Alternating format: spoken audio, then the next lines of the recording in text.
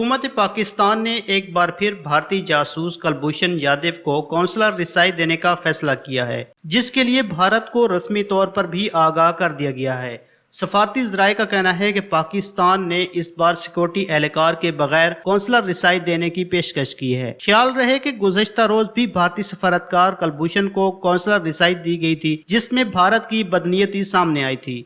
भारतीय सफारतकार का कहना है कि हम ये कौंसलर रिसाई ही नहीं चाहते थे। इस दौरान कुलभूषण यादव भारतीय सफारतकारों को पुकारता रहा और वो चले गए। कुलभूषण कहता रहा, मुझसे बात करें, और सफारतकार चलते बने। इस हवाले से वफाकी वजीर खारजा शाह महमूद कुरैशी का कहना है कि भारतीय सफारतकारों की जानिब से बदनीयती खुलकर सामने आ चुकी है। कुलभूषण यादव से मुलाकात के दौरान भारतीय सफारतकारों के चेहरों पर मायूसी अयां थी। वो अपने ही अफसर से बात करने से कतरा रहे थे। कुलभूषण यादव की कोशिश थी कि भारतीय सफारतकार उससे कोई बात करे, मगर वो चलते बने।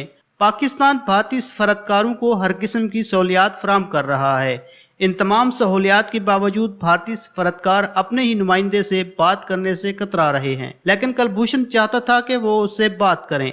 वो उन्हें जाते हुए भी पीछे से पुकारता रहा। याद रहे कि कुलभूषण को पाकिस्तान की जानिब से पहली कौंसलर रिसाई 2 दिसंबर 2019 को दी गई थी। इसके बाद भारतीय जासूस को 25 दिसंबर 2017 में उसकी वालिदा और अहलिया की मुलाकात कराई गई थी।